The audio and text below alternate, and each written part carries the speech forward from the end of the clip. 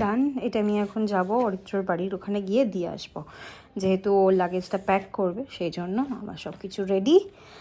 আমি কাকিমার কাছে এসেছি চুল বাঁধার জন্য। অ্যাকচুয়ালি রাইডে চুল বেঁধে থাকলে খুব সুবিধা হয়। Hello, welcome back to my channel world of Ritu. তোমরা সবাই কেমন আছো? আশা করি খুব ভালো আছো। আমিও ভীষণ ভালো আছি। সো তোমরা আগের ব্লগ দেখে বুঝতেই পেরে গেছো আমি দার্জিলিং যাচ্ছি। সো আজকে সেই দিনটা, এখন বাজে 12:43। এখন 12:43 বাজে। আজকে 28 তারিখ হয়ে গেছে। সো এখন আমি ফুল রেডি হয়ে গেছি। এবার আমি বেরোবো। জ্যাকেট এখানে বার করা রয়েছে, বাদ বাকি লাগেজ আমি ওকে দিয়ে এসেছি আগেই।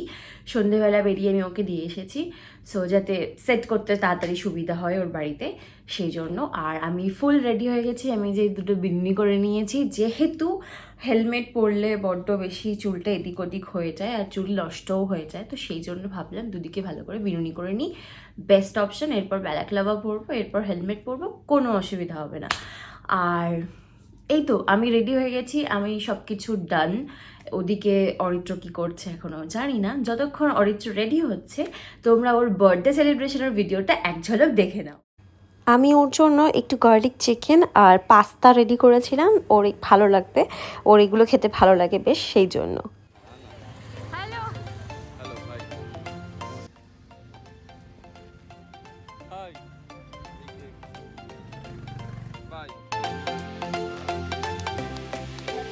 Happy birthday to you.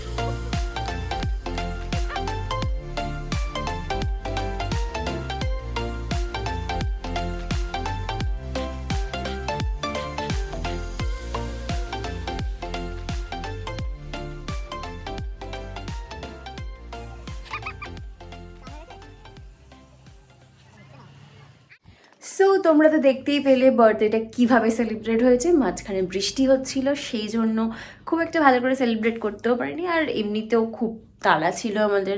ও বাড়ি যখন এসেছে তখন 8:30 বেজে গেছে, যেহেতু আমাদের তাড়াতাড়ি বেরোতে হবে, একটু ঘুমোতেও হবে, সেই জন্য খুব তাড়াহুড়োর মধ্যে ছিলাম আমরা। খুব তাড়াহুড়োর মধ্যে সব কিছু করেছি, ওই ছোট্ট করে একটা সেলিব্রেশন করেছি।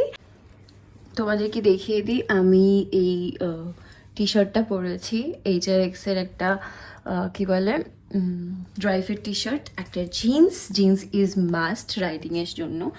কি বলে রাইডিং গিয়ারটাও রেডি, নিচে হেলমেট রয়েছে। আর যেহেতু অনেকটা সময়ের রাইড, সেই জন্য আমি লেন্সটা পরছি না। আর যদি ওই 5-6 ঘন্টা রাইড হতো তাহলে আমি লেন্স পরতাম, বাট এটা তো লং টাইমের জন্য, তাই জন্য আমি লেন্সটা পরছি না। লেন্সটা ক্যারি করেছি, বাট এখন লেন্স পরছি না, এখন চশমা দিয়েই চালাবো। চশমা ছাড়া তো আমি অন্ধ, সেই জন্য। ও আমাকে নিতে চলে আসছে। ও আমাকে ফোন করেছিল যে ও রেডি হয়ে গেছে, ও আমার বাড়ির বাইরে ওয়েট করছে।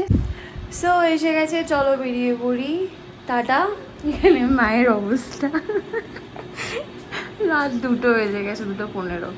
চলো টাটা। হ্যাঁ, মাকে এই অবস্থায় টাটা করে বেরোলাম। বেরোনোর পর লাগেজ সেট করতে করতে আমাদের দুজনের হালত ভীষণ খারাপ হয়ে গেছিলো। তারপর অনেকটা রাতও বাড়ছিল, এবার তোমাদের বেরোনোর পালা, কিন্তু লাগেজটাও তো সেট করতে হবে। তারপর আমরা চলে গেলাম বেলেবোলের উদ্দেশ্যে। 2:37, আমরা এখনো এখান থেকে বেরোইনি। এরপর আমরা বেরোবো। এই যে লাগেজ সেট করতে করতে আধা টাইম চলে গেছে।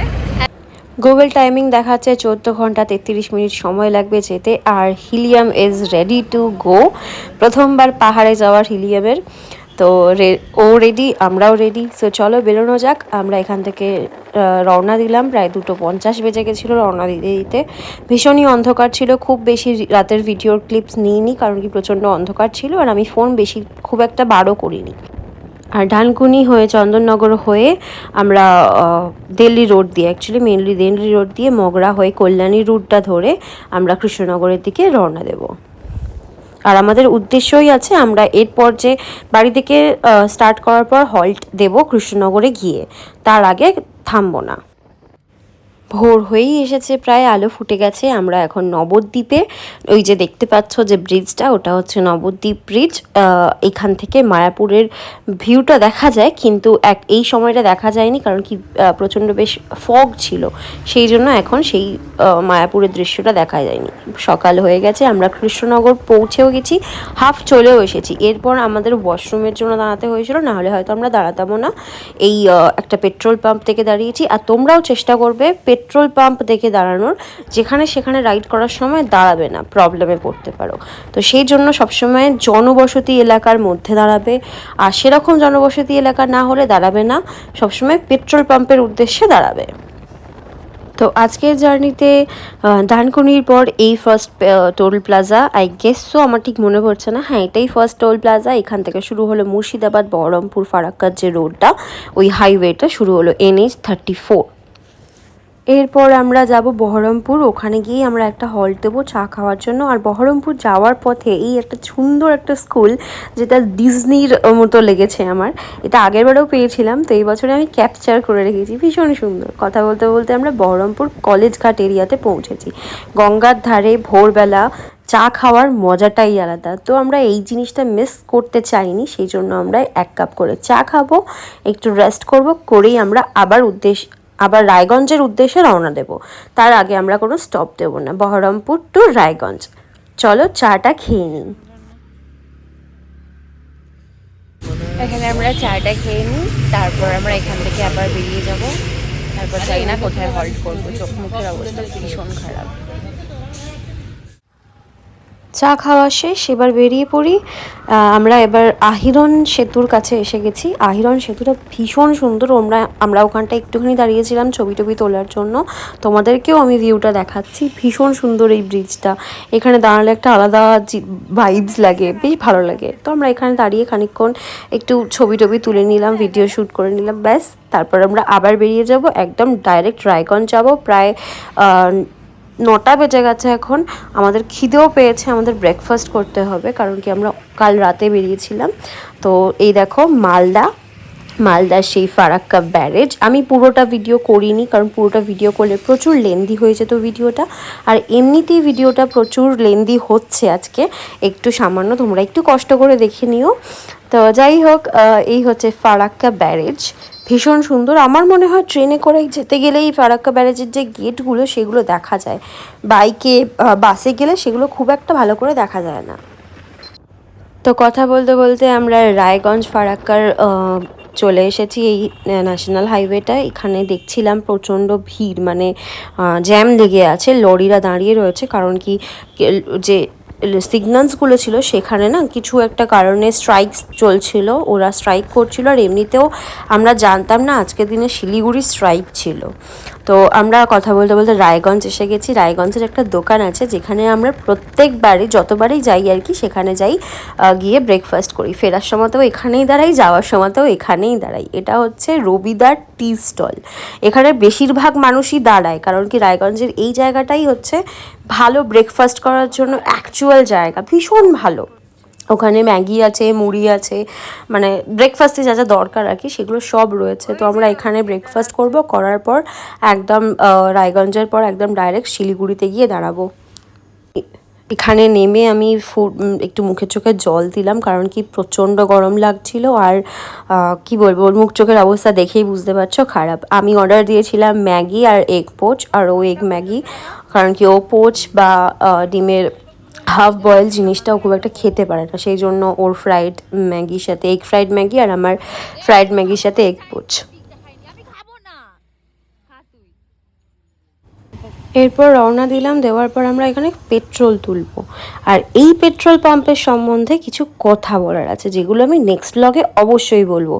কি ভাগ্যবশত এই পেট্রোল পাম্পটাতেই আমি ভিডিও করেছিলাম। এর আগে আমি ভিডিও খুব একটা করিনি, কেন জানি না মনে হয়েছিল, তো আমি ভিডিওটা করে রেখেছিলাম। তোমাদের সাথে এই বিষয়ে পরে কথা বলবো। তো যাই হোক, আমরা কথা বলতে বলতে চলে এসেছি ডালখোলা। একটু পরেই আমরা ডালখোলা হাইওয়েটা পাবো, যেটা ভীষণ সুন্দর, একদম নো ডাউট খুব ভালো। তার আগে ডালখোলার আগে যে কিষানগঞ্জ পড়ে, ওই যে বিহার ঢুকে যায় যে রাস্তাটা, ওই রাস্তাটায় খুব আস্তে বাইক চালাবে আর দেখে শুনে বাইক চালাবে। কারণ কি হচ্ছে, সেখানে যখন তখন মানুষ যেখানে সেখানে বেরিয়ে যেতে পারে। তোমার হর্ন দিলেও তোমাকে কিছু শুনবে না, তোমার কথা তুমি যে আসছো সেটা ওরা গ্রাহ্যই করবে না, ওরা নিজেদের মতো পার হবে রাস্তা। তো তোমাকে দেখে বাইক চালাতে হবে। আর ওখানে রাস্তাও খুব খারাপ, ভীষণ গচ্ছা আছে মাঝে মধ্যে।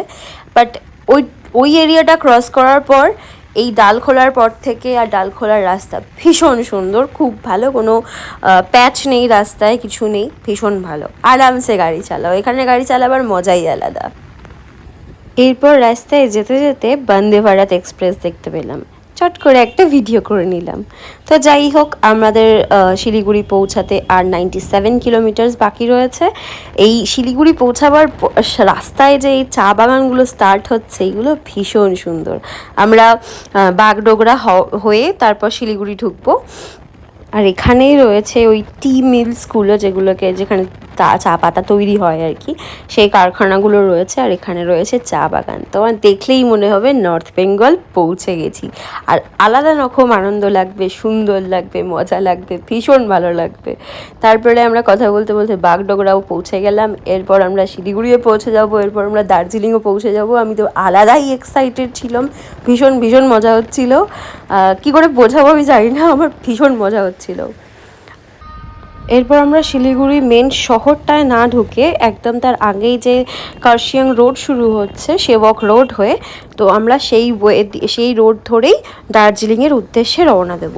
তারপরই এই রাস্তাটা কিছুটা ক্রস করার পরই তুমি একটা ঠান্ডা ঠান্ডা অনুভব করবে। এই জঙ্গলটা ক্রস করার, এই বিএসএফের যে এই এরিয়াটা ক্রস করার পরেই তুমি হালকা পাহাড় দেখতে পাবে, যেটা ভীষণ সুন্দর লাগবে। আর মানে যতবারই আমি যাই, আমি জানি না কেন, প্রথমবার পাহাড়টা যখন দেখি, এই সমতল ভূমি থেকে ওঠার পর যখন পাহাড়টা দেখতে পাই, একটা আলাদাই অনুভূতি হয়, গায়ে কাঁটা দেয়। এটা তোমাদের কার কার সাথে হয় আমি জানি না, বাট আমার সাথে এটা হয়। এটা আমার একদম পার্সোনাল এক্সপিরিয়েন্স। যতবার এই চেকপোস্ট বলো, এই জিনিসগুলো ক্রস করে হালকা পাহাড়ের রেখা দেখতে পাই, এত সুন্দর লাগে, এত ভালো লাগে, যেটা আমি বলে বোঝাতে পারবো না, এত সুন্দর লাগে। মানে ওভার এক্সাইটেড হয়ে যাই আমি, ভীষণ ভীষণ ভালো লাগে। আর তোমাদের কার কার সাথে এই জিনিসটা হয়, এই ফিলটা হয়, তোমরা কিন্তু শেয়ার করো কমেন্ট সেকশনে। চলো ততক্ষণ তোমরা এই ভিউটাও এনজয় করো, যদিও ক্যামেরা জাস্টিফিকেশন দেয় না, তবুও।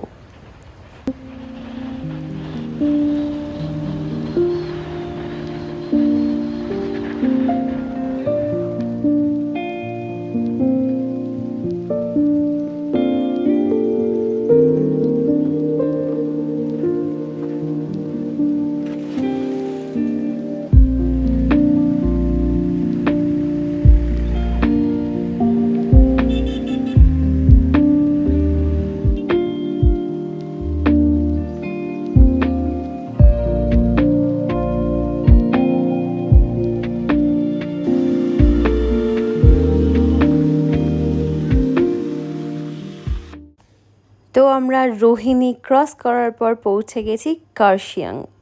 আর এই ভিউ পয়েন্টটা থেকে শহরটা আলাদাই সুন্দর দেখতে লাগছিল। তোমরাও এনজয় করো ভিউটা।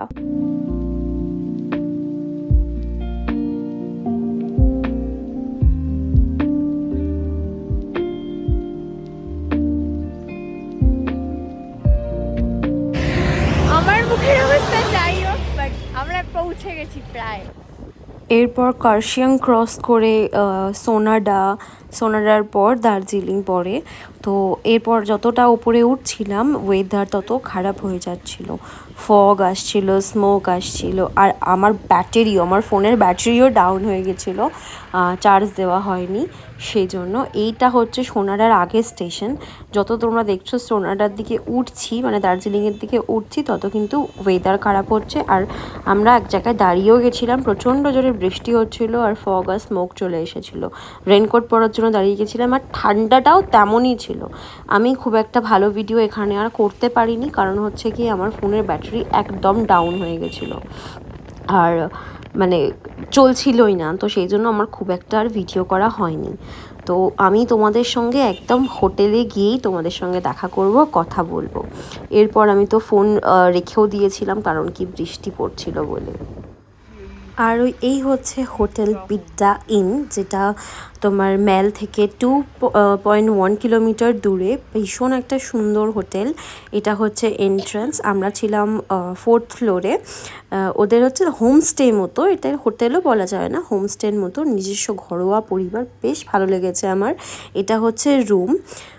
এটা ভীষণ সুন্দর। তোমাদের সাথে বাজেট নিয়ে অন্য কোনো ভিডিওতে কথা বলবো, এখন শুধু রুম ট্যুরটা নিয়ে নিলাম। এটা হচ্ছে কি আমাদের এখানে ঢোকার কথা ছিল, মানে দার্জিলিং আসার কথা ছিল প্রায় 4টের মধ্যে 5টার মধ্যে ঢুকে যেতাম, রাইট? বাজে 7টা 4। আমরা জাস্ট 15 মিনিটস হয়েছে এসেছি।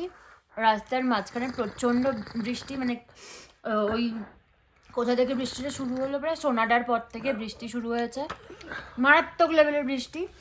তারপর জন্য দেরি হয়ে গেল, দেন ভিজে ঠান্ডায় কাঁপছি এখন। যদি তোমাদের ব্লগটা ভালো লেগে থাকে প্লিজ একটা লাইক করে দিও। ব্লগ দেখার জন্য প্লিজ চ্যানেলটাকে সাবস্ক্রাইব করে দিও, যারা যারা এখনো সাবস্ক্রাইব করোনি। দেখা হচ্ছে নেক্সট ভিডিওতে। Till then stay tune, bye, love you, tata.